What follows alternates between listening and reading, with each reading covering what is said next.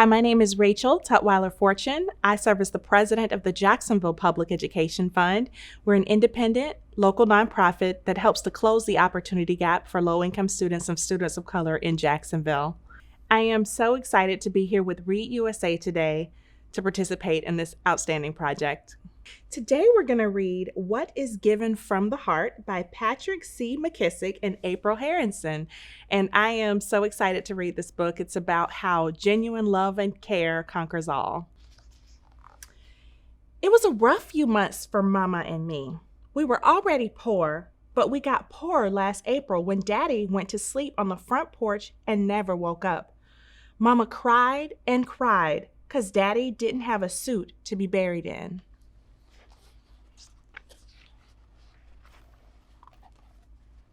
Come June, we lost the farm and moved to a rundown shotgun house in the Bottoms.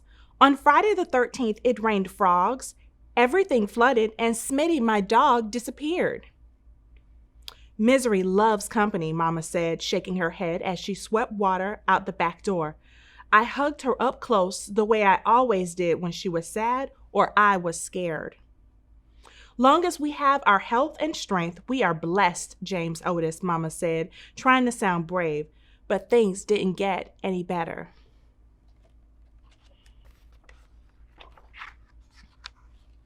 We got an early snowfall in November and Christmas was skimpy, but we made it through to the new year.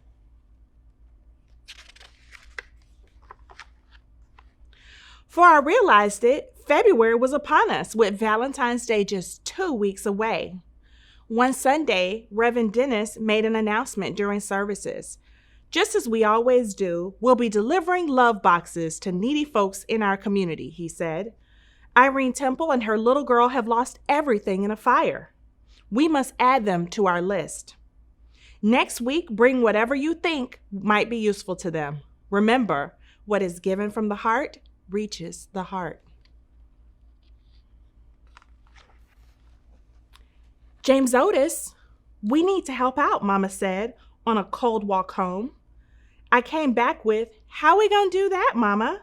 We ain't got nothing ourselves. Mama kept right on talking.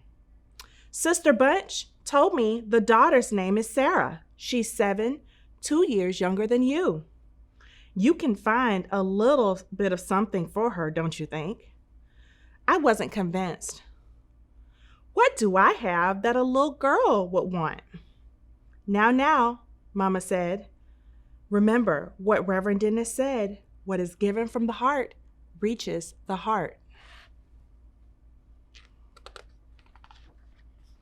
That night, I lay warm and toasty under one of Mama's quilts. Still, it made me tremble to think about fire taking away what little we did have. What can I give Sarah to make up for all she's lost, I wondered. I considered the blue ribbon I'd won in the school spelling bee. Nah, the award was important to me, but it would mean nothing to her. I looked over at my beautiful sparkling rock, the one I had found down by the creek. But how would that help Sarah? You can't eat a rock. Unable to come up with anything good, I pulled the covers over my head and drifted off to sleep.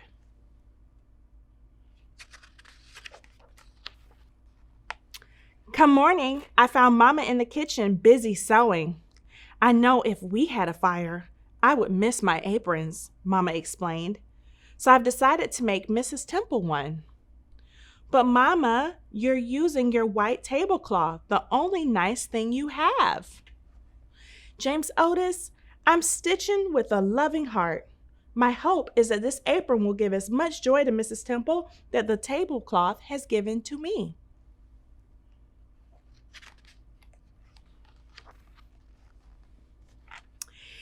That made me study harder on what I could contribute.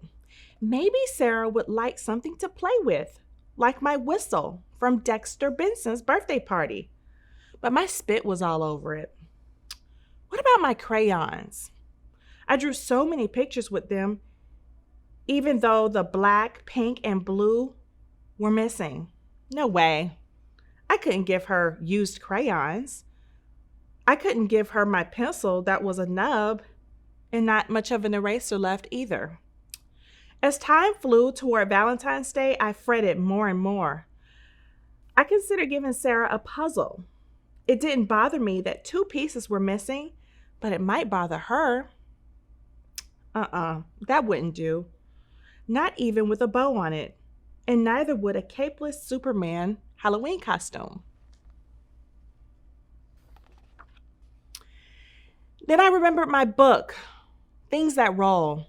Mama paid 10 cents for it at a retail shop. I read it every night until I memorized each word.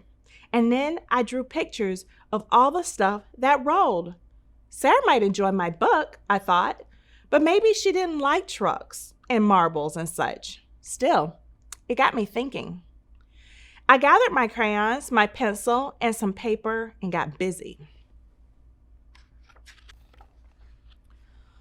On the Sunday before Valentine's Day, we were off to church. Along the way, Mama told me, as usual, the trustees will deliver the love boxes to the homes of the needy.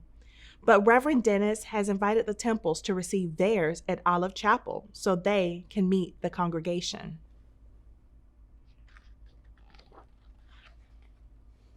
The church was full.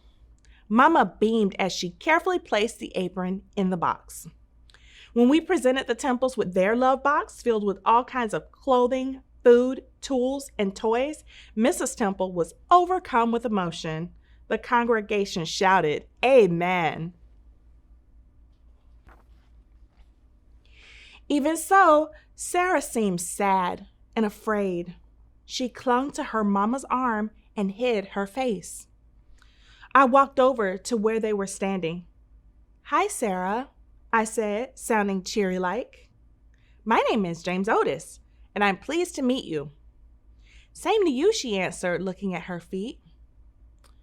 "Here," I said, handing her my gift.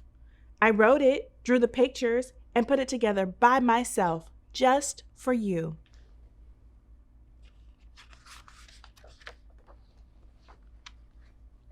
Sarah managed a smile as she stared at the book I'd made. Then, real slow-like, she read the cover. "From My Heart to Your Heart" by James Otis Petway. It's about a little girl named Sarah, and don't tell me, she said. I want to read about myself by myself. "I can't believe it," she squealed. "A book about me." And she covered her mouth to catch a giggle. Seeing little Sarah happy made me happy too. I laughed out loud. "I put some hard words in it so you can look them up." "You sound like my teacher." Sarah pressed the book to her heart, closed her eyes, and whispered, "Thank you, James Otis. I will keep this book forever and ever."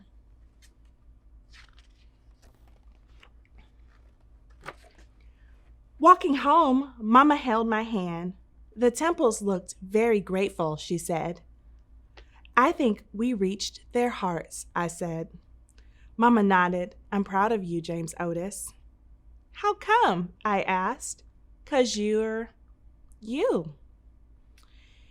In winter, night comes early. The sky was darkening and it started to snow. I stuck my tongue out to catch a snowflake as Mama spun joyfully round and round.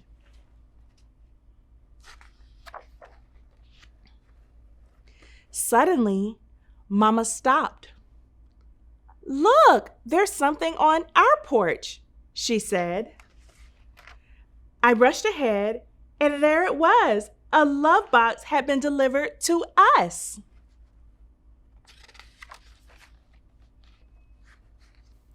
And our hearts rejoiced. Our hearts rejoiced. The end. This book was so special. I really enjoyed reading it. It reminds me of how when you are generous and you give to others, there are tenfold blessings waiting for you. And it's just a gift to make other people happy and to deposit into their lives. So I really enjoy reading this book.